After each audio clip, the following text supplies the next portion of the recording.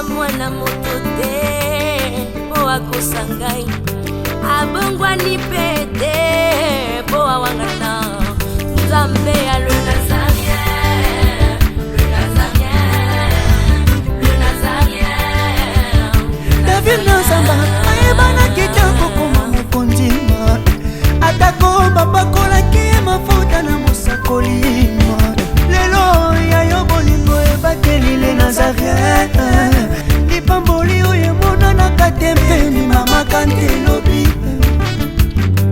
kolapie mapapu masopi mafuta tokokisi ena elongo na Nzambe oyo babenga na makomi Jésus ne bandeli nakutana kina satana mais lelo nakutana Nzambe mama botinga botanga ndokite kolongola kozonga ki wa disco kozoba idée ya kozwa solution et toujours nena zongela nganga nakutinganga kimi moi mutameli mabele tina ja 4 ans balongoli ngali bele na inane na beli kwa shekor mama melisi 2 ans na beli kwa shekor mais le confika ka muketa on a betiye et akoyaki na sekao ça linga mo somo na bandi mbango asa première boxeur américaine ya mwasi akufa donc asa esprit humain on a zeko memana katanzo tonanga na kena kutana mama wana et tant on a kutana mama ne lokal bosse comme ça kinga mama na tanga moninga abengi ngai chéri bonganga biso baluba ngala pesa ngona nzela mususu te ngala pesa bonganga ngala nzela rapport sexuel erika ngala la mukaka mama na pala mukaka abandi prière et na kata prière mama wana kombo mususu te kombo na ngaka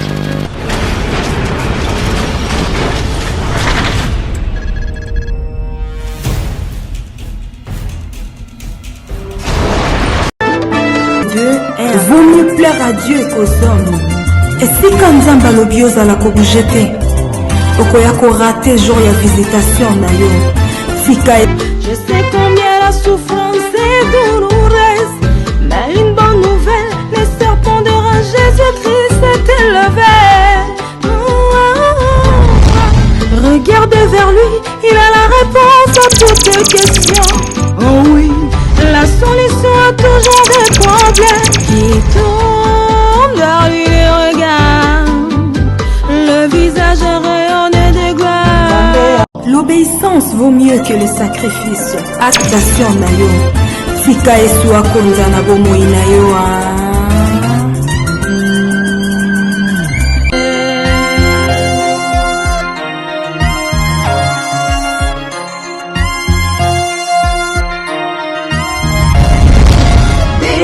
Changer de vie parce que nous ne savons ni l'heure ni le jour de son retour. N'oublions pas que la mort aussi peut nous surprendre. Ma Bible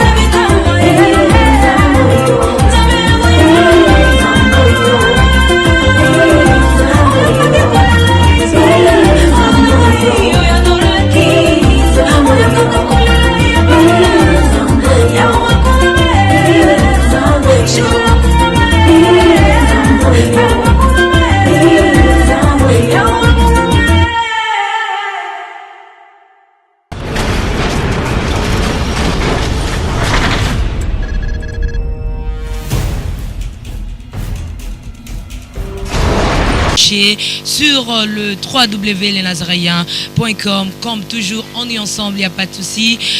Car Jésus revient bientôt. Toujours avec la princesse de l'Éternel, la servante de Dieu, la sœur Tiffany Mokwa, aussi la présidente du Parlement céleste et députée, quoi. Hein? Que le Seigneur vous bénisse. Je suis comblé de joie de savoir que vous êtes nombreux. Toujours dans votre émission Témoignage, une émission qui vous édifie, une émission où tu as expérience où on a passé dans Nzambe, yo passé dans Satan.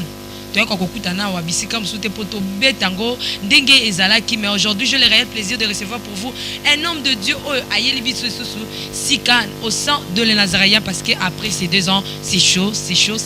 Rentrons rapidement à la régie, prendre un élément si possible. Nous allons nous retrouver tout juste après pour saluer Bayo Yanga.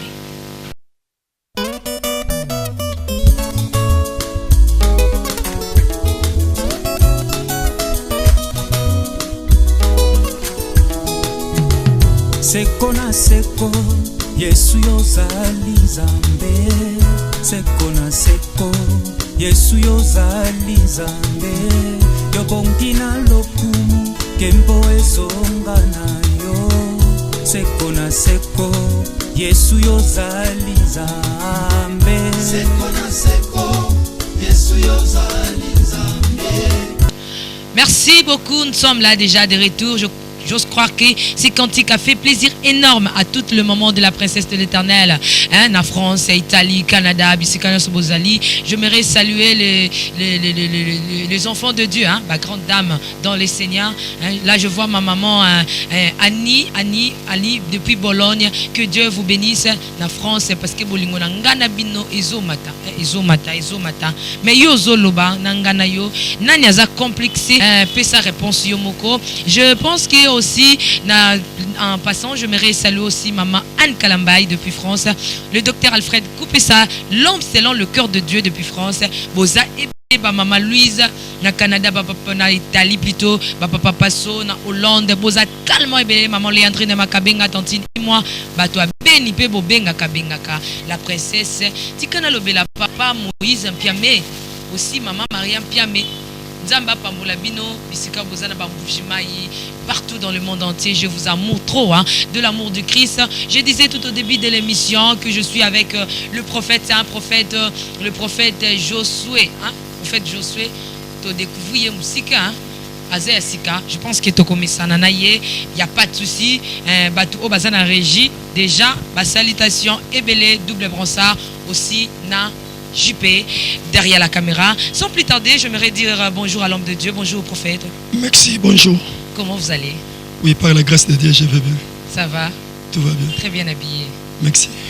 Merci beaucoup. Papa, tout va Zolando belé, hein, Imboka, Congolais, Camerounais, Sénégalais, Nigérien, Zolanda yo, Sikoyo. Olobel bangoni, pesa bangona mbote, salut banana Nzambe. Bon, na pesim batonye sotumbote. Les Congolais, les Américains, les Français, donc le monde entier a salué toujours dans Bolingo Ankolo. Le prophète Josué, je ne sais pas s'il y a quelque chose à ajouter par rapport à la présentation sur le prophète Josué. Peut-être na soukande to kotoko bakis. Non, na lingi obakisa papa s'il vous plaît. Bon, nayebi que parce que vous méritez, hein, vous méritez double honneur. Vraiment. Oui. Et là on a un témoignage pour vous édifier et nzamba ko bakisa sur sa mingi pe nzamba ko zanga te ko pambola biso. Et celui qui a combo na yo prophète Josué à Pamba. Non, combo na ngezali prophète Josué qui tout là monongo. Marié, père de 5 enfants. 5 enfants, responsable ou adjoint à 4 églises, visionnaire. Je suis un visionnaire de l'église de communauté La Restauration de Brèche parce que dans notre communauté, je peux avoir à peu près 15 ou 10 églises, si je ne me trompe pas. Donc vous êtes le représentant légal. C'est moi qui est le représentant légal de cette communauté. À part Jésus.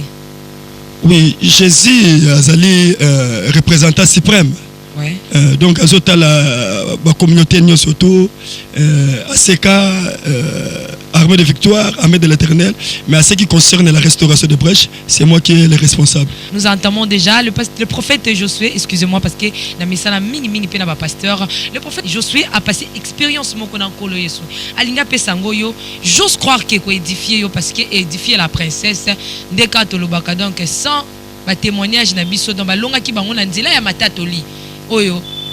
basalaki prophète Josué okutana nkolo to okutana kina Satan ne bandeli na kutana kina Satan mais lelo okutana Nzambe to betana na Satan abokutana kina nzela ndenge ni ebanda ki ndenge ni masolo yango tana na ngai na Satan ezalaki teke tango na botama kina zalaki ndoki mama botingai na PCP mbote bisika azali mama Jackie Kabamba Nzambe vraiment pambola ye Maman botinga botanga ndoki te. Net batum susu bazala kazo témoigner peut-être que non na katali moya maman de na salaki ndoki menga maman botaki nga pensa na salaki mwana moko malam pe na kolaki pensa malam. Mais yaki ko koma na tamoko nde yaki ko sala ke na kendo ko luka ba biloko mususu et salaki a partir à motema mabe. Un jour to salaki na grande sœur on a landi alors maman tindaki biso na machine poto ke nika fufu. Et na ko kendo ko nika fufu tango te ko nika fufu et te kutana kina ndeko moko zo poussa pousse et na ko poussa ne pousu mbule betaki ntele zalaki kama muke alors biso to batama to luka mo to pousse na place ma bela ko kabukezalaki ende ko na ye na pousse na ye aya tuti la sœur tanga tuti la sœur. Comment la sœur? Sœur Isa. Aza en vie. D'accord. Alors à qui a tuti sœur Isa tanga kwei na meki koloba à l'époque là na salaki na 13 ans. Tanga na meki koloba et pesa ki kanda a beti sœur et ngalo ko na zaki pe makasite ya bakisinga likolo sœur ndelo kwana na tikalaki na en wana na kati ya motema na ngai pourquoi toujours que abeta sœur nanga et les deux na salaki na pasi makasi pour mama boti biso 8 na 8 wana mobile zaki kanga moko et 7 bazaki basi et to salaki basaki batu quartier to fandele zaki na habitude ceux qui sert à celle erreur il faut rebeter koto s'attendre et ceux qui maman lobi pega loba lokola za mwasi bazaki pe ko menacer maman nanga mingi alors comme na zaki makasité na zaki obligé ya koluka Fox moko oyo à l'époque là na zaki comme la Fox ne koto ça la suprême pour couvrir ngai et couvrir aussi famille pour na ko défendre les bons na biso. C'est que mon sœur nous confirmé que za batum susu batikala na ba blessure intérieure o e poussa bango ba sala pe makam susu ya mabe. Mais oui ceux qui aussi lokola bana ya Jacob. Bible sort le banabiso que Jacob a salaki na bana 12 et Dina salaki comme 13e. Et tout le monde on la Bible que à cause il y a un et salaki même que bana Jacob ba kendo roboma mboka mobimba à cause ndeko na bango Dina parce que ba violaki Dina alors un wana bolimbisi pardon quand na bango salaki te et salaki ke ba kendo roboma mboka mobimba à cause il y a ndeko na bango mwasi. Tika to betana no ezonga kiyo na ndako wana ba betio ba sangisi na yo na ya na bino na masangu na bino batie bino esika moko ba sangisi biso esika moko bozo ozongi siko na ndako banjo raisonnango na bandiko raisonner mais comment que toujours que babeta biso babeta nga boye pe babeta yaya na ngai pe mama soki bitumbe uti ata musika fa bakota na lopango na biso parce que na saki makasite et na saki obligé siko ya kozwa makanisi ke non ni na koti ko sala pona luka moyen na so Fox moko na age na sala ngo pona luka moyen ko banda ko défendre ngai moko be na défendre libota na biso mobimba. Je pense que za mwango nga mulai o makambwani salemeni tika to zonga na mémoire na yo o kota vraiment mukolango le rozonga ki o bandisiko kozwa ba idée ya kozwa solution ezalaki na chambre ezalaki na cuisine ezalaki wapi la rozuli kantiwana o signé o lapinda isiko nazo salango le solo so beta ya chambre to ya cuisine ngai maman na ngala papa na ngai atikala osala na chambre te to tikala pe osala na cuisine te la vie. Oh et oui parce que to saki na famille za pauvre to botem na famille za pauvre ozwaki idée wana kana balabala ba mutazo mona kake ndeko Joshua vandi na pour à l'époque tu oui na zaki na soka on la santé ta manga parce que ezaki na manga nzeta manga moko munene nzeta manga ya pétrole to zobengo nzeta manga pétrole et tango na matin na zobuka manga na zobwaka la ndeko ba ser bazolia et idée so elanga kende ba ser no bazolia manga wana pe bitumbe ko tuko ya ba beti bango et le mango zo bouke la bango za pena protection te. Merci. Et après esuke la kyondenge et na simanango na saki obligé ya kokende ko lukakisi lokola H ezalaki na moke 13 ans mbongo ezalaki na ngate et na saki obligé ko c'est la fin du mois ba futa papa pona luka moya ko yiba mbongo ende salaki ke tango ba futi papa na fin du mois na saki obligé ko yiba mbongo à l'époque là soki na bosanité na yibaka papa biloko mo 30 zai et saki mbongo mo rebelé lelo to ko tata ba $300 biloko mo marqué wana. Mais papa, vous êtes issu d'une famille pauvre, oui. Mais déjà papa a déjà yo ibi 300, c'est comme ça 500, 1000 déjà hein. Azaki salaire ne c'est 300. Azaki maile na mbongo wana te. Azalaki muto ceux qui a suivi salaire, azaki déjà la banyongo belé. Et azaki comme la masanga mingi. Donc c'est-à-dire que ce ba fouti mbongo wana nandaka ko tu représenter 100 et 100 wana to botama 8. Ba fouti na classe et bokolianine. Donc 200 wana ezaki mbongo ezako kende na bambiance na ye na banyongo bilo mama ki wana parce que papa saki na vie a kontuko ya na bar na Oasis bar na bazobenga Oasis ya melane kama masanga bino boko makeka nyongo afin que fin du mois ezaki penya bon payeur a futa mbongo na bango engana ezaki prida eloko wana ezaki sala ke to kota na kata pauvreté to comment ko sa sortir te kolana lala mabe na $300 nyoso na na $300 na ndako et na tongo na ngoye tango alali ngande na ye à l'époque la 300 zai na ye na yibi 300 zai wana nje na tsaki na poche na luki moya ko kende ko luka kisi tozo beta tozo continuer OK luka kisi tango na ki kozwa kisi mutalibo sa ko sakinga alienga mbongo na ayebisinga pesa ngai 10 zai na pesi 10 zai et na tikala ki na 20 zai na poche ayebisinga kata baski akatinga bakisi babiloko nyoso tu alibilanga kendo luka bitumba tango na bimi na balabala na ki okuta mwana moko ngape na lekaki na mulai pakisi na sakinso to mikie yazaki kama mukuse munene abetanga lokole loko mususu donc la kisa déjà que qui sait moto apesi ngai esimbite tant on est rosongile na kutaki lususu wana te. Mais papa mutu nezali na mbwe est-ce que kisi ezwamaka yango moko ekuti na mo eloko moko na nzoto et puis le baba kisi sali mo eloko moko to yo zaki ka video zo kenika kisi sala kaka. Bon ma sœur eloko moko ça toza na différence entre nzoto o ezaime pe fox ezali magnifique spirituel. Alors au contraire ça na makasité mais tant oyo ke ozwi kisi ko ba kuselo ko moko boyi. Parce que eza fait moko étranger ou ezoko refanda na kata nzoto na yo. Les ala batumsu ba botama makasi ko botama. Mais eza ba tumsu ke o makasi na ye eza ya kisi. Tika to loba wana o ba beti yo lisusu. Etango ba beti ngai e pesa nga passe makasi na ye na zongela. En toujours. Na na zongela nganga na kutinganga kimi. Et na jo luka mimoko ndaji ko memangai na Kingasani kuna kotabi kuku ndaki ne ko présenter nga un grand féticheur à l'époque là. Njokoko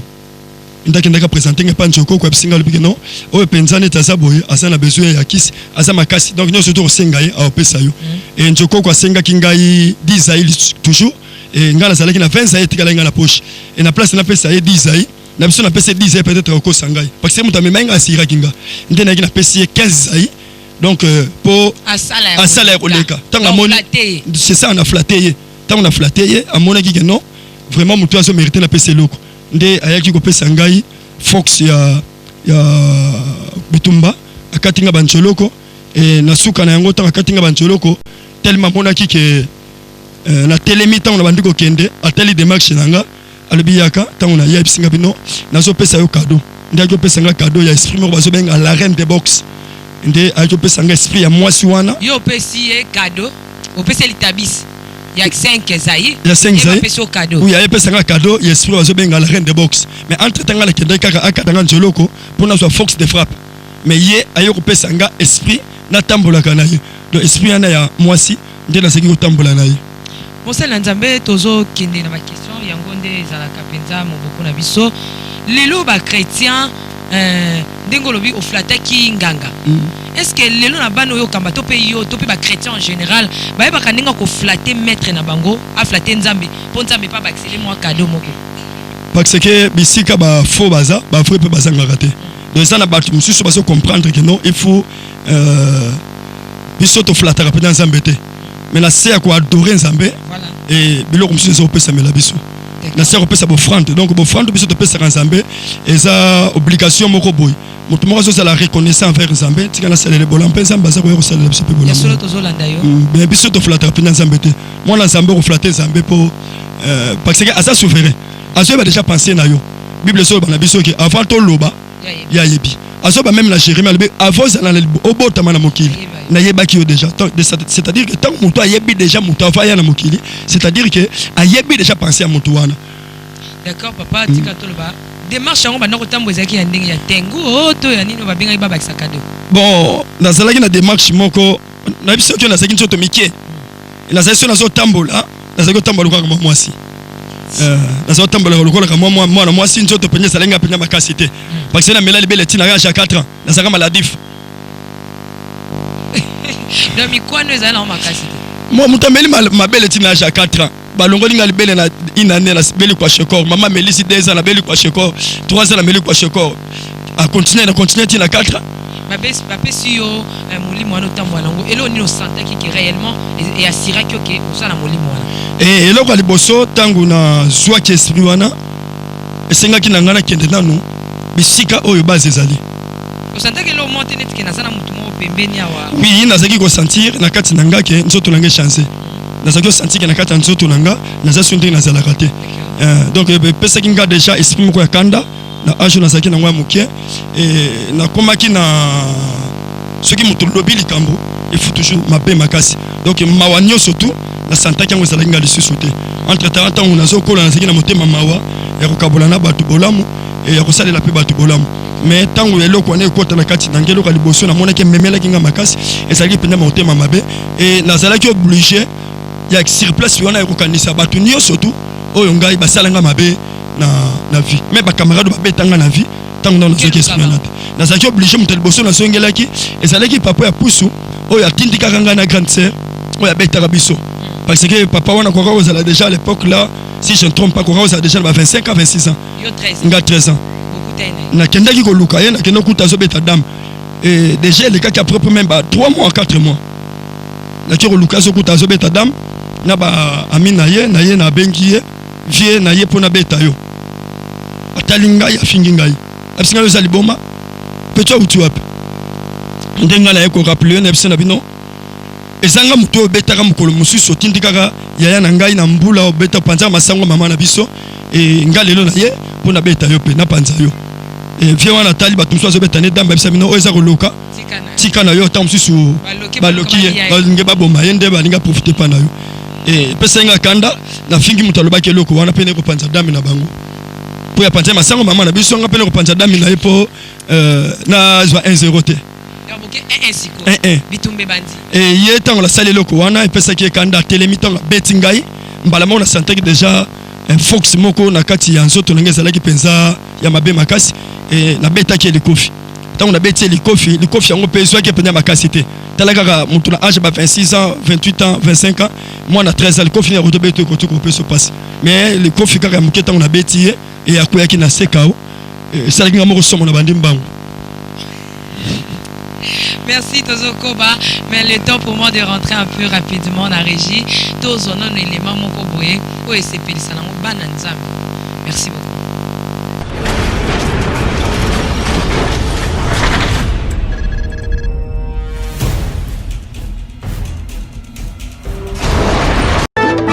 Dieu vaut mieux plaire à Dieu qu'aux hommes. Et si quand Nzamba lobioza la kobujete okoya ko rater jour ya visitation na yo sika. Je sais combien la souffrance est douloureuse, mais une bonne nouvelle, les serpents de rage Jésus-Christ s'est élevé. Regardez vers lui, il a la réponse à toutes tes questions. Oh oui, la solution a toujours des problèmes qui tournent vers lui les regards, le visage rayonné de gloire. L'obéissance vaut mieux que le sacrifice. Actation na yo sika esu akonza na bomoi na yo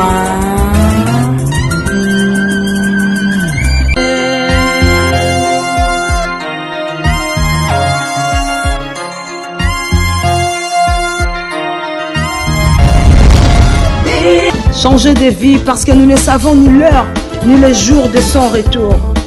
N'oublions pas que la mort aussi peut nous surprendre. Ma Bible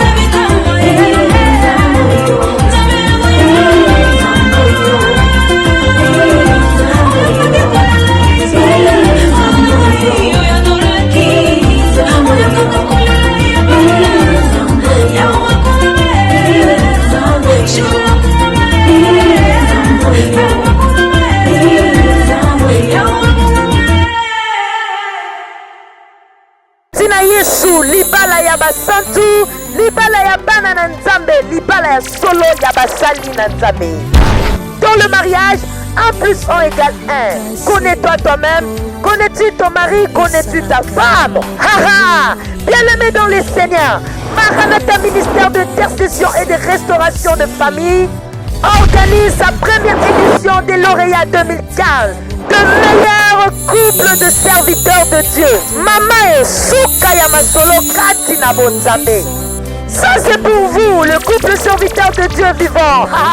Qu'il ce soit couple pastoral, Bokombaka, église Nankolo. Tous les couples de serviteurs de Dieu partout dans le monde sont invités à participer car il y a de prix à gagner. Pour votre information, couple numéro 10 aura comme cadeau découvert Ya. Couple numéro 9 aura comme cadeau TV Box, un an d'abonnement gratuit. Couple numéro 8, un téléphone intelligent. Mama. Couple numéro 7 a comme cadeau un projecteur. Couple numéro 6, c'est chaud. Vous aurez un jeu de casserole. Couple numéro 5, yeah. Ouverture de lit 8 pièces. Mamae. Couple numéro 4 a comme cadeau micro-ondes. Couple numéro 3, aura comme cadeau frigo en 2 portes en acier inoxydable. Ma maman. Nano utilité au numéro 2. Couple numéro 2 a comme cadeau télévision écran plan. Maman. Au numéro 1, le ciel est grand demain ouvert pour vous. Voiture de luxe sera votre cadeau. Ezali Ngoloupé Mafuta. L'événement se tiendra du 28 au 9 novembre 2015 à Toronto, au Canada. Canada pour Christ, Canada pour le Seigneur. Notez bien que le participant doit s'inscrire au plus tard le 15 octobre 2015. Et pour tout contact, veuillez appeler si vite le numéro 1.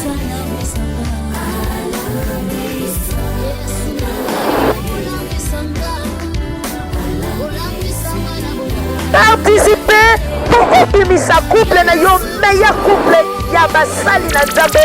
na édition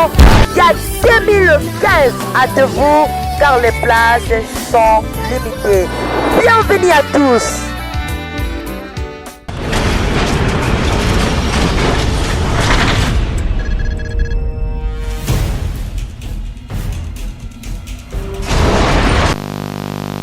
Nous sommes déjà de retour. On a Tozongi, nous sommes des ans les Nazaréens. Nous sommes avec le 13 octobre, où ils ont des ans les Nazaréens. Mais tu gardes un stop pour les 13, ils ont les 13. Mais tu poussé à le 13 novembre, le jour anniversaire, il y a la présidente, il y a le Parlement céleste, député quoi.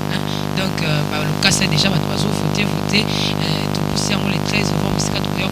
Kongumba, mais la Kolo Ilungona, basali na Nzambe oyo bakozala dispo bakoya pote bapambola Nzambe nesika onkolo akopesa na biso lisusu. Tozongi rapidement tozaka kana mosali na Nzambe tozo continuer papa totikele malwa ntango akweyikawo azalaki oblige barenforcer baréanimer ya lamuki bato mosusu balanda nga deja na ndako etant balandinga nazaki obligé ya kokota na kati ya ndako na koti na kati ya ndako eye pa lamuki azwaka na se ya bakwiti na ye ya ku kawazwaki etant tokomi na ndako ezalaki mpenza terrible parce que bazalaki kama nombre ebele tant babandi koya na kati ya ndako na biso babandi koya koluka moye bamenace mama e na kati ya komenace wana nde ota bazomenace mama e nazalaki obligé lisusu na age wana 13 ans na abima na agir na façon ezalaki yaka mwa brutalité na age na 13 ans na yaki sur na bimi na bandi suko bundala bango et sur place wana 3 ou 4 personnes batikala ki kawo et ça qui est comme ça qui même maman comme moi le bi mais moi on a makasi te makasi azu wapi donc pas maman ça le lokola ka moi honneur moko que moi na nga pas comme makasi comme makasi pe na linga maman na mingi na linga ki mingi ye pas linga inga trop parce que c'est que moi balinga mona kati ya famille na ça qui obligé toujours ya ko bundala bango et pe ça qui maman joie que moi n'a pas comme ma casse à 4 personnes KO mais malgré ça maman ça ko ba que no fox ça fox mon normalité parce que na age azanango à côté beta ba tubolité ba ko sur place le ba que le côté mais sur place les allez quand même un peu jouer parce que ba tu ba côté la bino bitumba ba bi que le pont là c'est OK ba beta toujours ba ressenti que moi défendre moi na très à défendre famille mobimba et na simana ngo bitumba katanaki et katanaki bango bazongaki na bango ngana tikalaki naki komona ke view on ezalaki malam ya kokendro bundara ba bitumba ko betaka bato de naki komona ke te vie moko eza malam eza vie moko bato bazo respecter yo muto poussa na suta sala blague place yo sali nde tango na ko kokisa âge ya 14 ans na zolanda 15 ans nde salaki ke na mona ki ke na kotuko suka kaka teke no na biloko makasi ya ba kamo nde senga kingana kende kozwa kisi ende na pardonne que nous soit ko fox les susu ngamoko na koma nganga na koma ko travailler rapé bato mususu pour na pesa bango susu makasi. Merci beaucoup papa le belo comme c'est très important na ngortu na motuna oyo na biso ba chrétien ceux qui déjà au comme chrétien pour la chrétien sili hein mais to constater c'est comme si bato kutaka na misala mabe tant boyaka boyaka ko bloquer paquet nazaki l'étape oyo na lukaki na koma l'étape oyo na lingaki na koma l'étape oyo na linga on toujours au matabita et l'on est ça là que chrétien soit comme chrétien isili a autant la bible était akolukata koma isusu na bonganga ya Nzambe ye moko efanda kati na ye moko suki na okawana mais bino bo la recherche c'est l'absolu en différence Bon, et là, ça que ça là qui est chrétien, bah tika la bisika moko. Premièrement, on retourne l'examen enseignement. Et deuxièmement, écoutez ça la mauvaise volonté. Pour tout monsieur sur un enseignement malade, mais il y a mon quoi l'ingité qui a pratiqué et loko yazui de ton retour bandengue wana. Donc il y a quatre bosambe et ça kaka teke to suka na donc même disciple à Jésus-Christ, même Jésus-Christ est moko ita ke zambe tango va banda musala na ye Bible se parle parce que na kota 40 jours. Donc même na bosambe et ça na dimension. Et ça na dimension to retour luka teka to suka na sendenge wana. Merci papa tozo continuer OK luka kisia o mata o comme ce qu'on nganga yo moko. Oui, na zongela ki ami wana njokoko. De temps on a comme pas na yena epsi na bino na ça besoin ngai pena comme grand maître. Mais abisinga le bi est-ce que solo l'esprit na yo parce que comment qui na be fait moko esprit wana ce qui le kola ki na solo na yef na benga muto avandi na meli cigarette mbako fort temps de se concentrer pour na zeko travailler na gagner dangereux ne bandeliana na gagner dangereux et l'esprit na rolo bananga ko sala boy de temps on a comprendre to bengi muto avandi o meli cigarette et puis oui, c'est là que beloko moko que seul quoi on a besoin solo en esprit. On a parce que ça qui dans le primaire, c'est là qui terre à terre donc gagner dangereux ça qui peut être niveau oh yo na ça là qui n'angoye bando benga no esprit ko solo na bango to ko yoka bango et c'est là qui dans tenir on a té na ça qui obligé toujours peut-être na meli cigarette tant on somme la cigarette na ça qui na petite sœur à la ndinga china asa ce qu'on a boma je crois qu'à la tazoya ndeyem to ce qui ko utiliser mingi. Donc c'est-à-dire que ceux qui nous connaissent enfants disent les bosons les bons gars sont bien esprit nous sur tout n'arrive pas que so boye oh ya koloba o expliquer nga ceux qui na la zongi et le bakati nanga donc ceux qui na meli masang na meli cigarette et que ya na vertige moko boye penser nanga bon moto nanga kufi esprit ya muto na kufa parce que la reine de boxe à sa première boxeur américaine ya mwasi akufa donc à sa esprit humain on a comme manaka tanzo to nanga ndeye wana aroya lobi na petite sœur et na répondre njoko ko oui na solo la ki na esprit nanga et puis singa permission le biki na luka moya ko matisa dimension nde njoko ko singa bité niveau auto saleli awa et ça niveau nanga tenga la ko topesa yango tenga oyo na pesa ki suka nanga yango wana ifuna mimayo et pas ya grand maître alors grand maître na tango ko memanga susu ya sakina bikuku ameminga susu na sel susu collègue nde na kena ko kutana na mama moko soki age ko to sala mkeza ba 80 ans nde na kena kutana mama wana et tant on a écouté na maman et l'oral bossé comme ça kinga maman na tanga moninga a benginga chéri na tuni mais mon cœur benganga chéri e ko banda ndenge ne pas benganga chéri et ndai bisinga libino na ba ke bosa ko ya kota na ndako njoko ko bisinga libike bo grand maître yoana ndem mutama kamnyo sote za pana et ndé tant on a continué na ndako na fandi na mama wana mama na bisinga libi awa ngai mpona pesa yo bonganga na zambuluba mpona pesa mpona bonganga o banda ko travailler bonganga na biso baluba ngala pesa ngona nzela mususu te ngala pesa bonganga ngala nzela rapport sexuel et na meki ko calculer ngana âge 14 ans 15 ans oui donc 14 ans 15 ans na âge 14 ans mais na ebi que na 14 ans na solanta 15 ans na âge 14 ans na okendo reçoit maman mukolo boye bandandeni na vie na ngape na tikala ko baba cité na vie na ngape na tikala sala bondumba te comment que na ko bandaka na maman mukolo boye et ça exerce discuter la maman na bisinga bika soko monique et simba te bima et la mekina bima boye mir nyo surtout ba porte ce monde na te ba porte ce monde na te ndako salaki na ba porte ba fenêtre na so monde sur ba porte te maman na bimi ce qui ngala yepona bima porte comme bloqué ce qui na yepona bima porte ça bloqué et na yoko songa la kit maman na bisinga lui soko salaire au kufa ce que les kaka 5 jours au répondre ngate au kufa et ngana kanisa ki tozo sula na maman wana kaka boye or que déjà c'est na salaki 3 jours na ndako boye bazo luka ngai mais nga kuna mama nga na mona kana fanda na kiti boy ok na sala déjà 3 jours et pas ya mama wana et na saki obligé toujours ya recéder et ndé na yaki ko coucher na mama wana ba 80 ans ko penza mukolo ndé na yaki ko coucher na ye après ko coucher na ye moi c'est la vie wana koko wana 80 ans merci beaucoup koko à 80 ans à déchaster c'est ça voilà et na sala ki obligé ya ko sabe saki bo senga na ye et lo comme ça kinga tango to komi na ternos comme il prépare ma camion sur si l'intégrat to yebi bon d'ailleurs comme on a maman wana ye kozwa ayo kozwa jeune fille après pour ya âge on na sana yango toujours donc âge on na saki na ba 14 ans wana na moni maman wana songi na âge wana après 30-40 secondes aye kozwata kozonga penza na âge normal à 80 ans ndeb singa lobi ke bondoki nyo surtout na peso yango wana et donc c'est-à-dire ngana côté ki na monde machine na monde bondoki ya baluba na nzela penza rapport sexuel ndesalaki ke na kota na kati ya bonganga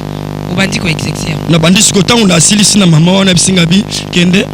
obando mona ngana banda koya et to bando solo na soko lembani ya likambo engana kozala wana pona ko soutenir yo mosakoli banza ete ya likantine za ki susu ya en kaka te ya kosukisa bato babeta yo te mais comment ki susu comment luka mbongo je pense à l'époque là na saki sur na posa mbongo te mais na comment ki on a besoin ya na mona jolo domaine mo reza bien parce que na 14 ans au sala pena mbongo ni mais na mona jolo domaine mo reza bien mais ya solo tant on a message déjà na kata musala ngo wana et yo pesa nga posa ya mbongo parce que na jiko kokota sur na kata magie noir pour nous moyen de travailler. Merci Wanozui. Malgré pardon, malgré que bonganga bondoki et ça na kata magie noire mais ça n'est pas na ba diversité. Oui ba étape.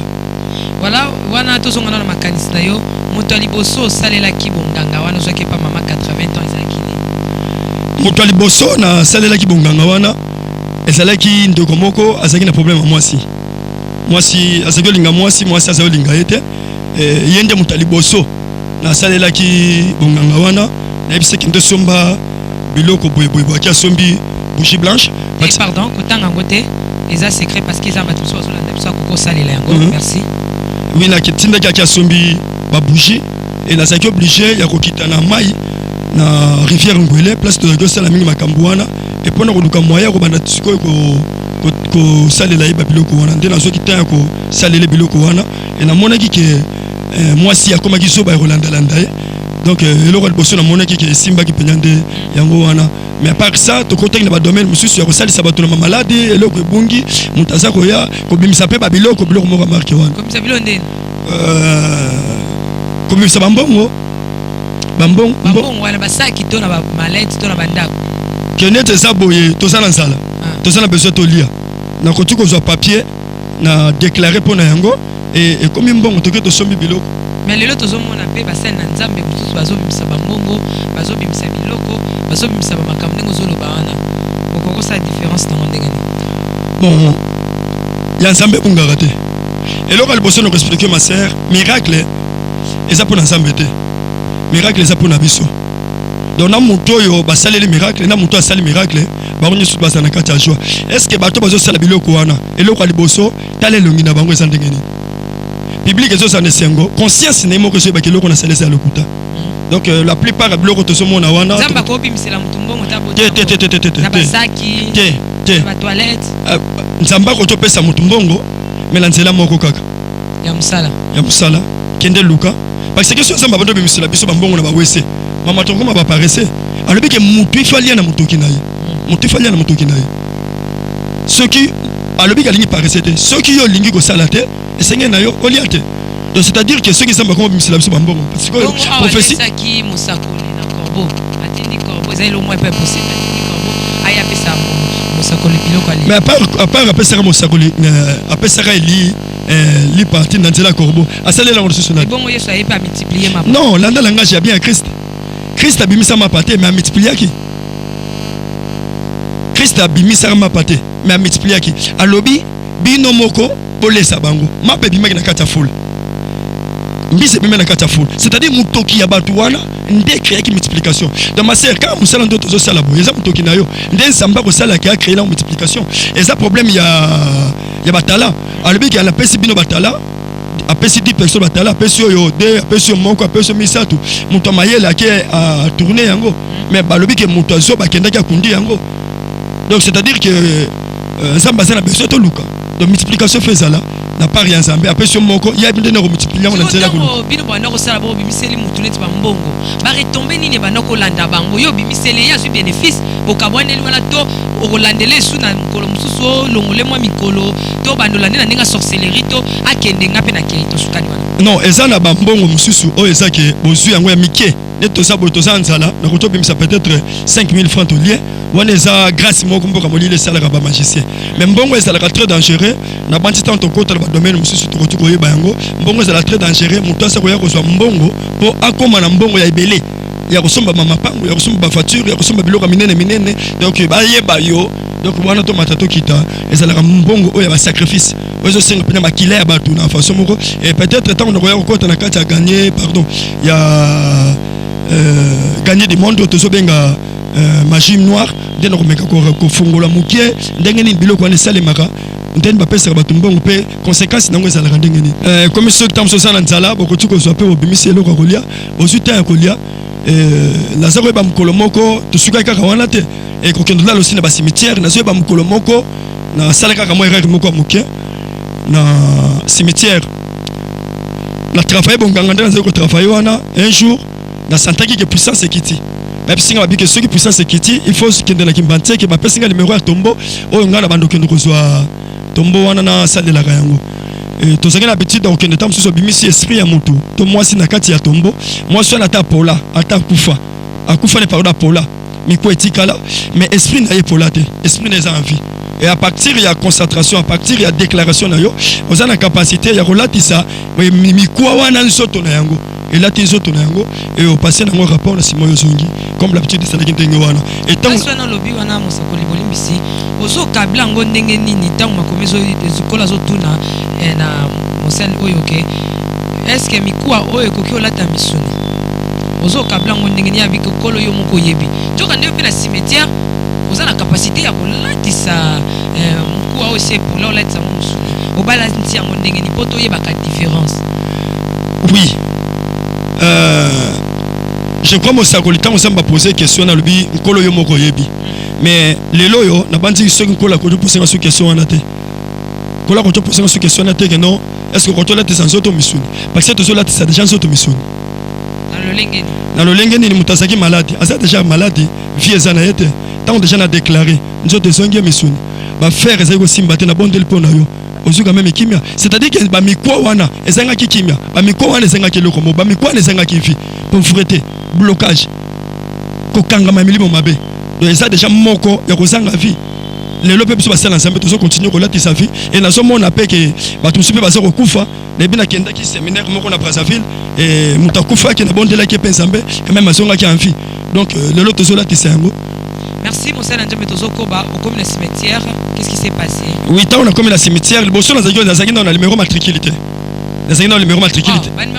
Oui, ils ont le numéro matricule ba couper ça yo le numéro à tombeau boy.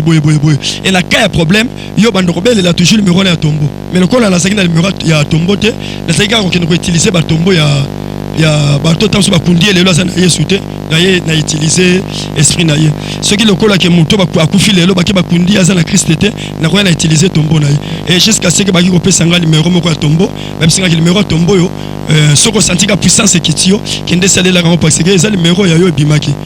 Et nazala qui obligé toujours donner besoin de matriculer na musala aussi matriculer na musala bino be matriculer ça oui so za matriculer tes salaires ezate matriculer les ali parce que matriculer on ezali yango so mona to baso kende kunda mutu okomona na croix na ye numéro monde batiaka ya ne na ye akufi jour boya akufa botamaki ne boy donc ça déjà numéro matricule oyo bando travailler na yango numéro on monde bakomaka wana yango wana ça pensa base ya oyo ko to sala ki obenga ka esprit na yo pour na ko utiliser yango. Merci okomo benga yango la sala ki tout que na luka moyen na bandana ko benga esprit wana te na saki obligé de ko kende to na mon puissance ekiti na luka moyen ko kende pour na luka moyen ko kende ko sala ke na coucher esprit wana et na utiliser esprit wana et tant on a accueilli vraiment na c'est foxé qui makasi pour na luka moyen ko kota na kati ya cimetière et journée on penye sala ki penza bien te la senti pendezo simbate et la zaki obligé ko belela ba esprit oyo quatre esprits o ba protéger ka cimetière et la bengi kachofa na bengi paigous na bengi taxa montaire na bengi bombard pour nous expliquer bango ce qui moyen zali ba fongolela nga porte ya baza ba tout vivant to ba ce sont des esprits mais bazali ba esprit humain parce que tout ça la différence entre l'esprit humain et l'esprit oyo kola solo ba boke bana milimo na mipepe boy donc bazaya boke sentant tout seul ba esprit humain donc c'est-à-dire bato ba vivre ki lokola biso ba travailler ki na nzambe pensate ba vendre ki na nzambe malamu te et tango akufi donc azaki na misala mabe ba comme si esprit. Merci. Et tango na bengi bango ba bisinga bino problème pas c'est ça te kota journée za malamu et na se foxa ki na koti tango na comme na tombo na bengi numéro ya tombo na mona ke tombo zo fungwa matin na se foxe ko belela numéro ya tombo wana na kombo mwasi akufaki na so mona ke numéro wana penza ezo simbate tout à coup na yo mona kamo éclairage et bimi mais bon le col éclairage et bimi c'est-à-dire na obligé il faut na kota na luka moya kotala ce qui est le roni de zo de kanakati et tant on a koti na ki ressenti moto et bimi à partir ya tombo et na saki obligé qu'il a bima mbangu tant on a bimi na yo benga maman Alexenga biloko on a pas que ça nga bila kanyo surtout faut benganga de la meka ko benga na expliquer na bino tant on a so ba service awa be captation na moni esprit na so benga zo bima te mais na moni que éclairage na koti éclairage wana na betinga donc maman na bisinga bima mbangu ko continuer na tombo wana te c'est que tombo ba pesa ki eza numéro ya mabe na comprenez qui te c'est que numéro mona nzambe. Oui, il faut ça la keli mutu wana. Mutu akufika na Yesu soko meki na tombo na dégâts eza hein. Maman, mutu akufika na Yesu. Mutu akufika na Yesu akufaka te. To le ba bien que mutu akufika na Yesu akufaka te kenda ndeko pema. Soko meki na ye aza protégé parce que ça na ba ange o ba so protéger même aza na sama belé. Et ça na ba ange ba so protéger. Donc on la zo batela mutu ata okufi. Ata okufi. Mais quoi na yon kola batela yango. Yo zo mona te problème ya Élysée.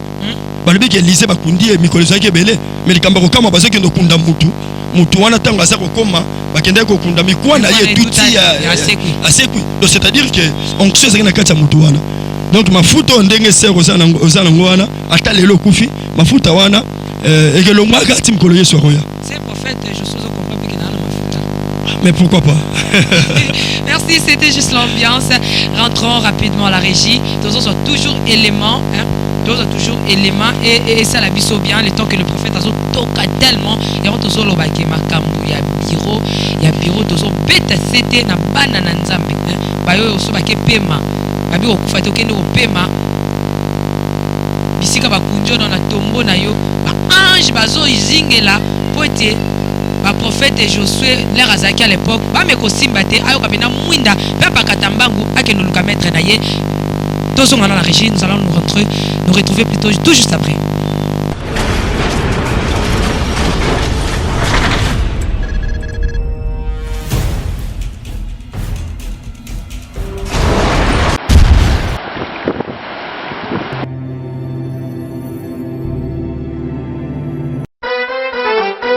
Quelle que soit la durée de la nuit, le soleil finira toujours par apparaître. Mamae, car l'heure est déjà venue où Dieu cherche le vrai adorateur qui adoreront en esprit et en vérité. Ah maman, bien-aimés dans les seigneurs, vous avez longtemps entendu la sortie officielle de votre album, de notre album des 0 à héros. Maintenant le ciel est grandement ouvert pour vous offrir sa bénédiction qui est ce nouvel album qui contient 6 titres que vous allez beaucoup aimer avec la princesse de l'Éternel, la sœur Tiffany Mokwa, la humble servante de l'Éternel. Bien-aimés dans le Seigneur, retenez que nous avons comme chanson les chiens que n'est pas la fin. Tuka Ezali Soukate, Likamo et Sukisayo, Ezali Soukate, la chanson inspirée du ciel. Signe de référence. Oza ilemo, toza bilemo, bozali bilemo kati na nkolo Yesu Masiya. Tonga pelokole, tonga ekomi, tango ekomi ebelemi na porte na yo. Jésus veut te visiter. Yesu de Nzambe, la chanson Yesu de Nzambe avec la princesse de l'Éternel, la sœur Tiffany Mokwa. Yesu atikali na kaka bisika fandi aza kokota na ngwenge na ye. Jésus mon amour, la chanson Jésus mon amour c'est pour vous bien-aimés dans le Seigneur. Et enfin, l'abondance du cœur. C'est pour très bientôt votre album des 0 à héros avec la princesse de l'Éternel, la humble servante de Dieu, la sœur Tiffany Mokwa.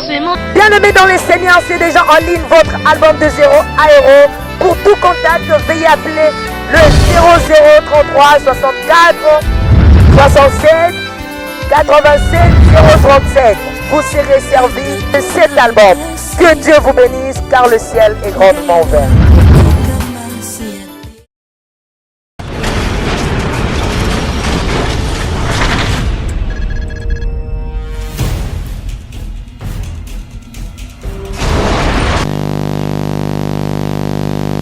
Oui, merci déjà de retour. Ça fait plaisir, hein, maman Langani surtout. Hein? La présidente du Parlement Céleste Azo Lingabino Kaka. Toujours na prophète Josué, Ndenge Bocho Landawana, Tosongeli prophète Josué, Tobetanano. Au salagi comme la qui sousuni. Et tant on a béni maman bisinga bibi mamba on a tombo wana. Ko continue à tomber na tesino to koto kufa. Et or qui na kati ya mboka molili bazé ko assurer biso ke neto to saboye. Et ça la puissance moko des alcool na biso. Mais bazé ko biso ke to kendra liboso, to songa asimate. Donc ça mboka moko eza baba asira ka mutu makasi. Donc foi eza na kati ya mboka wana. Donc ceux qui muta koti le ba ko zalaka mutu zambaza na yo. Donc cela c'est élite na ko bimate. Donc place wana po bima muta koto c'est la démarche pour bimission na kati ya mboka na zate. Donc ata maman no ata ba jisha mokela ba koto bengisa ta oni ba ina ba vieux na bango wana ndenge ba yaki na yango l'époque ya bemba na de ko na biso ka bilan élection. Donc ba bimission na démarche wana te. Ce que ça ka loboko na zambete. Oui, tant on a bimi na bisi maman na bimi siko na ko sala ndenge nini. Abisinga le bon. Oza obligé ko zonga ko mata mutuka te. Po soko le bi ko mata mutuka oza na risque. Donc on tient kata cimetière ko to bomisi sabato belé na kati ya mutuka. Et na za obligé ya ko banda ko zonga kolunga cimetière ki mbanteke. Maman na yo keli bato ba robo mama wala mutuka. C'est que ba to misala mabepe bazana mawa. Non, non. Ezala kana temps. Ouais bisengi no boma. OK. Mais ça na temps esengi na yo oboma. Tanyo sote ça ka oboma te. Tanyo sote ça ya oboma te. Merci, nous allons continuer. Et na za obligé ko banda ko zonga. Tant on est recommencé comme on a lembaki. Parce que dans le longma on a kenda ko comme na 0 heure parce que service 50 c'est la 0 heure. Tout ce temps ba biloko nyo sote sali mawana na yaki ko longba vers cimetière ki mbanteke ba 4 heures. Pona banda koya et na comme quelque part na monaki à l'époque là ba kombi et télémaki. Et la zaki obligé ko luka moyen que na matala kombi. Et combien ba deux euros pela. Tant on a la matinée kombi combien 4 moto. Pourquoi? Parce que dans ça déjà na libabe on a outina on a kata cimetière. Mais oui, le coup la journée, donc la ligne qui est la bombe si ça va combien 4 bah le qui moi appelle ça combien qui est opérateur. Reste faire le bien batunyo surtout pour quitter tout le comme routine de combi pour payer. Et tant on batu ba kiti ngapela kiti, chauffeur a meka combien payer. Bon maduro mata batu amati et ngala ina mata boye combien 4 moto. Et reste faire suspecter nga déjà que non moto tant amati combien 4 moto. Et si batu le bokita. Tant batu ba kiti ngapela le qui moi rokita. Abi bon, au botika bo kita na tepeli sana tonga pelisi combien peli. Abando kocha bato tonga la koti combien 4 moto. Donc ezalaki penza terrible.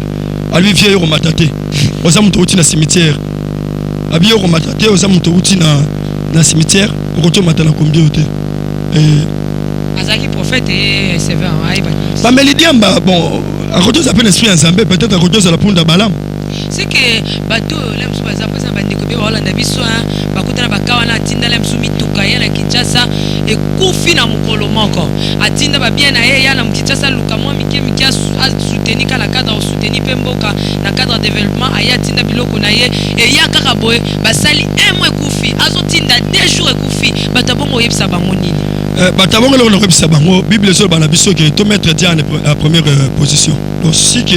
tu ressens Nzambe à première position et tu vas associer Nzambe na kati ya biloko na biso na kati ba faire na biso surtout exactement malam. Donc Satan identité Satan sur autorité zo ngo feto zo na Jean 10:10. Kuna bazo bana biso nini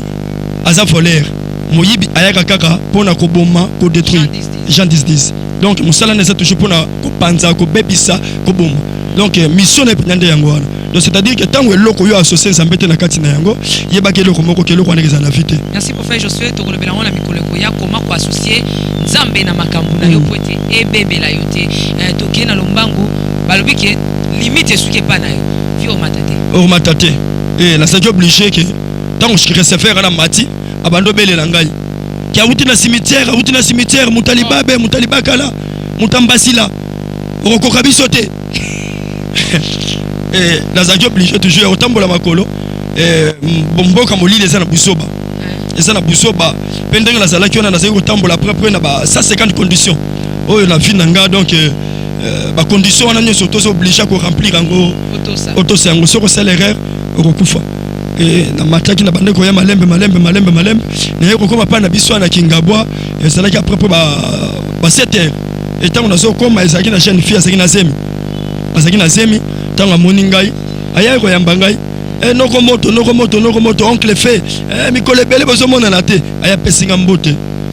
mbala moko zeme ezalaki na kati na ye elongwe yoki ka babenga bapesinga félicitation que moto ayo yamba otozwi mwana ziki na kati ya libongo na ye donc c'est-à-dire que na onction nga la ute na cimetière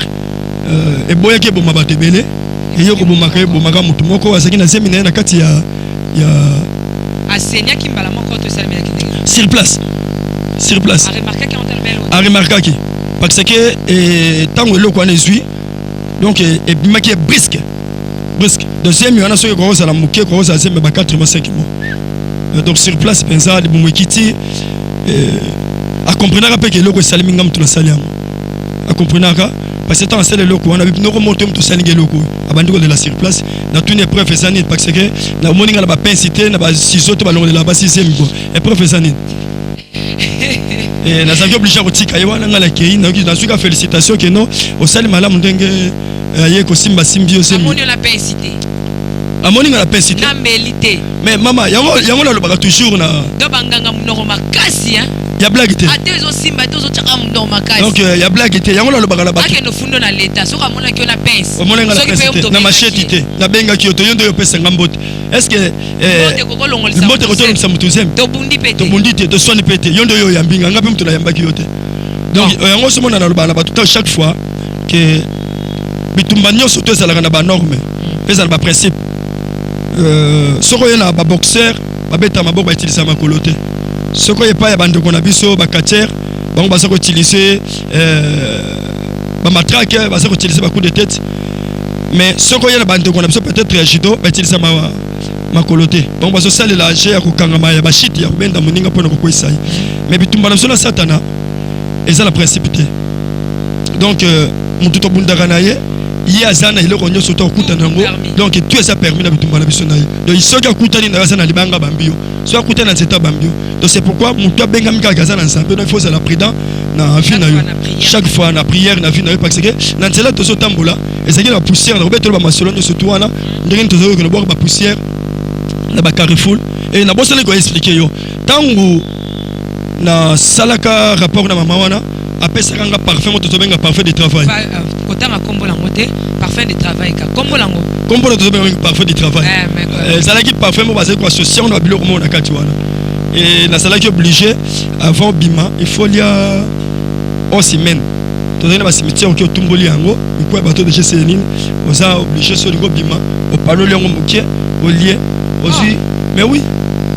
donc mukwa wana ndezo sala ke magie za na makasi mukwa ndezo sala ke puissance kita yote donc okoto bima boye parce que tant to bima ka wana la magie okoto ko kuta batu suba sa makasi batu suba sa kana ka fandela balabala pona ko meka batu mususu. Merci tozo zonge pa ya mwana mwasi wana félicitations bapesi nga félicitations et nazaki obligé à ko leka na tuni bango na mais pourquoi bosali ndenge wana expliquer nga bino ndenge ozalaki wana na kati na yo lokolo lalaki na cimetière force ezalaki déjà makasi et mutako ko ya yamba yote et to salaki bon parce que so to komi na ndako na yo lokolo linga bandeko na yo mingi mutalinga ko yamba yo mutalinga ko ya ko peso mbote na ndako na bino alinga ko kufa de esengaki sacrifice tozuka sacrifice moko wana papa beta non c'était na bayo bazaka motema moto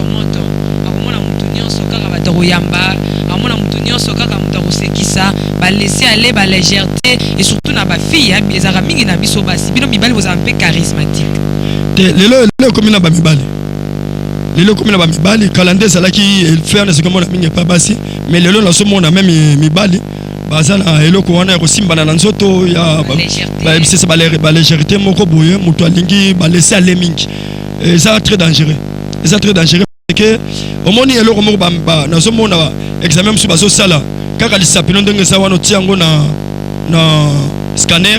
et puis misi makambo nyonso tout ete osala malade osala bisika bozo capable et ça ba biloko ça très diabolique. Ah bon? Très diabolique même ba téléphone tout ça biloko très diabolique malgré que les autres sont salés lango mais ça un esprit vrai téléphone est auto-simpité vrai téléphone et ça gardé quelque part soko zongi kaloromona ke ndeko na biso moko azaki so bundakati soko so solo là azora li sapina teboy mais les mêmes effets on va mona monta sur téléphone na ye asimbi boy donc les sapiens toujours ça la biso likolo donc les mêmes effets wana mais basui kaka comme ça magie blanche et on moni ba commission yango eloko ça visible parce que c'est la différence entre magie noire et magie blanche. OK. De tango na ye kozonga ba pesinga félicitations et na kozonga na ndako na biso na sengonyo surtout que non na batel famille na ngai. Makambo zo continuer tozo ko ba. Oui, makambo ezaki penda ko continuer, na zaki ko continuer toujours na kati ya bonganga na ngai ko sala ba makambo ezalaki ya mabe makasi, ya mabe makasi et na salaki chaque butu le kola na salaki déjà na kati ya biloko wana et maman qui comprendre que non motoyo et sa bibi et elle a créé séparation na ndako na biso mobimba entre ngai na papa pe na mama bazasi ko linganga te. Donc na tikalaki toujours na ngambo ngamoko et comme ndako to salaki nango ezalaki chambre et salon donc papa na maman na chambre et bandeko basi na salon donc bonganga zoba nazaki obligé ya kolala ka libanda na commencé ko kolala libanda na sima ya ndako mais entre temps nazo bomba bato entre temps ozo sala makamba minene entre temps kuna bazo féliciter yo mbongo so ba pesi mbongo wana bakoto lekisela yo mbongo ezala penza ya mingi te. Pourquoi? Parce que comme na tambo bazo ko singa na pesa mama so na pesa papa pona bandoko so siko mbongo ya mingi na za siko frère ndeki banganga nyo surtout bazali parce que toza na fétiche na ba féticheur peut toza na ba magicien un magicien ça féticheur te différence c'est ça parce que un magicien il y a comme esprit à diriger un esprit mais un féticheur azanganga donc ça ka bondo ki otozo benga s'accélérer mais il y a haut niveau donc yemo quoi comme esprit quoi ça ko bima pono ke ndolo kaka. Merci beaucoup tokozala na même na ba débat les appels ba ndeko ba le kaka wa ba itisa ka ba terme wana tokoyana na likambo ngo etali débat pour que fula toujours bana na nzambe misu prophète je souhaite ozokoba tozana yo kaka. Oui na simanango na yoko zonga la simanda kuna biso pona la kana ka libanda sombule beti na tsaka kama bashi nanga wana na melaka diamba kaka wana masalo toko nanga kaka wana mais na yeba ka salaka na mama moko en face na biso mama balongila aza pas envie malgré kabela makasi et ça la malamu un jour pour na komona même. Oui ba preuve à l'appui ah ouais ça système à preuve à l'appui bana nzambe ndenge bo évident et ça dès que prophète azo sakola ndenge azo sakola na église ah tozo sakola na ba preuve à l'appui donc oh ça juste début intro d'ailleurs bazo sinenga nous sommes presque à la fin tozo chiter déjà ba preuve ezali ya nyonso musakoli azolo babatu baza ba mikandeza makambo ezali oyo ekolakisa ke ya solo azaki na monto wana. Oui papa merci. Oui na zalaki na mama moko mama balongila kombo de pétronel tozo benga mingi kombo liweli ngala zalaki na ngambu na simanda kuna biso chaque butu soto comme 0h ngai fina bandoko la musa esprit pona za obligé na tawana na bima pena kendo loka pona que nous contrôler peu esprit mus ba fox mususu et parce que un féticheur au côté zaka to travail bonganga autre tarabatu sans que okenda ko loka donc ozo que no loka ozo pesa pe malade po batu ba luka moya ko bela ba que no luka pe banganga et ça que na mama wana na ngambu mama na chaque fois so to comme 0h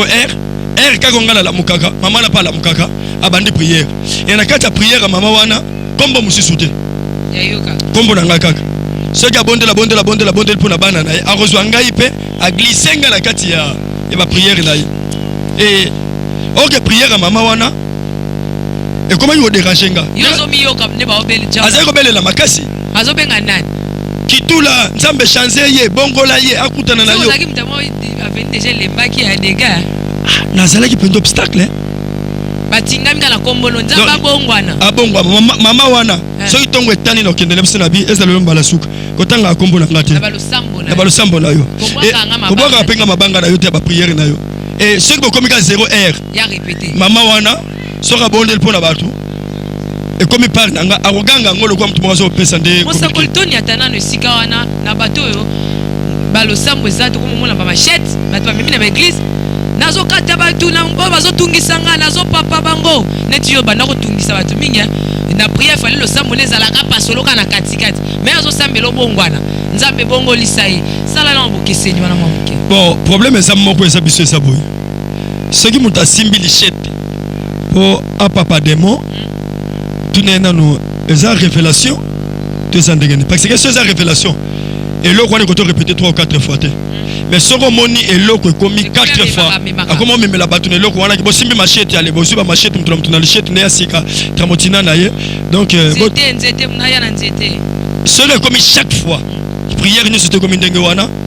comme un peu suspect parce que révélation ce que zamba le bilelo que bon de la soit pour na mungu et ça révélation qu'on la pesi on peut déclarer pour na mungu pesi pe batu et même pe guérison donc mais quand on la tête que kilt na biso nyoso tout fait ça la na mungu donc c'est comme système on est comme mabe totela misika wapi mama zo bwaka kabwaka kona mama banga na sanko sengai ça la sengai chrétien malamu en tout cas maman wana asa un bon chrétien. Omeka était oui, na meka qui plusieurs fois on comme dans lingala. Merci, nous sommes arrivés à la fin de Telemiwana émission Suki Awa Lilobano ya suka pona les ani to reba nengo meka ki mama wana okoka ki était wana to Telemika kawana ngape na yebite est-ce que prophète Josué akoka ki mama nani mama to mesala ko benge mingi kombo liweli mama liweli aza vivant to ko keno kuta na mama liweli to yeba pourquoi kombo ya prophète Josué à l'époque Josué Pamba Noromoto oncle fait et ben noko kota na ba losambo na ye esika kwa kelema ya moto lokwa azam noko moto akutana ma ya moto mais yazo kwa kelaye kimia na nkolo ezala kati na ye pour que abonga na lelo to kokuta prophète Josué et tonga etondi awa oyo azokamba bango na ba prière na ibite soki ya mama Liweli voilà nous sommes arrivés à la fin prophète merci mingi lilobana suka eza nini pona lelo to telemi wana to kosonga na mikolo eza kuya lilobana nga suka ezali pona chaîne onano ya bio le Nazarien nzambe azongisa mingi pe apambola parce que hasard ezate tozomona ke bato mosusu baza kosala évangélisation ya bamusicien mokili mais évangélisation eza nzambe ye moko aza kolo mosala donc bolemba te ayebi ndenge na bongisi pe nayebi ke à la longue tokolongwa na baniveau oyo tokokoma na bamateriel ya biso moko oyo ekelonga peut-être na niveau internet mais kokomande mpenza bachaîne oyo tozomona balava du Congo tozomona babiwan donc nayebi ke komema biso na baniveau wana nzambe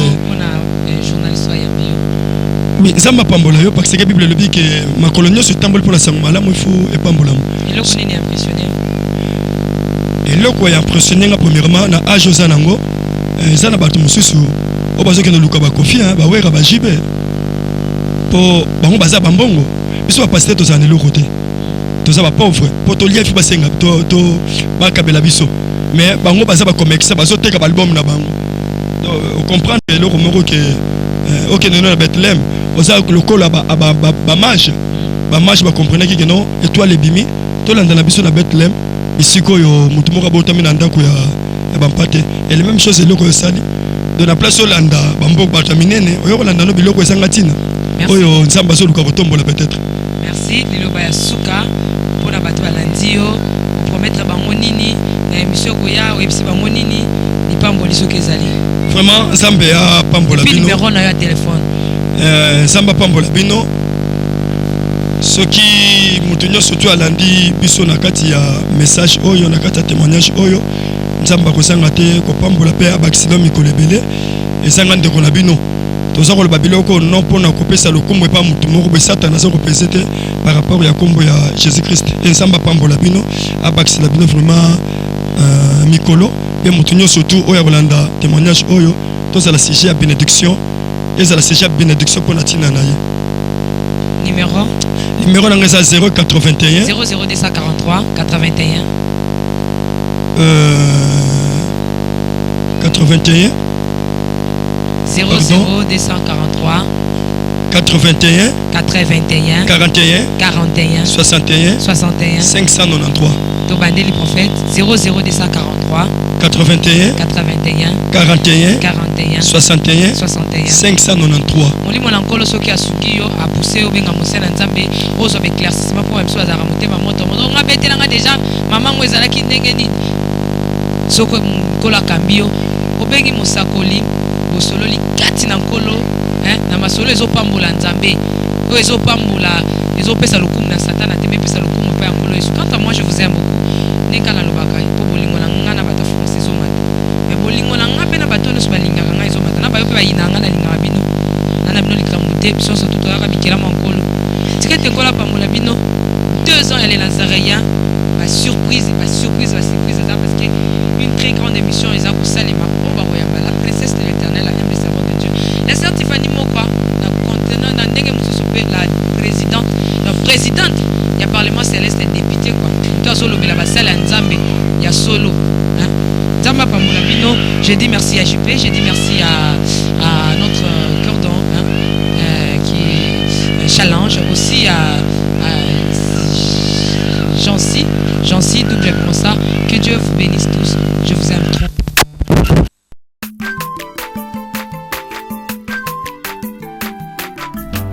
Azamwana motote poa kusangai abongwani pete poa wangana Nzambe alona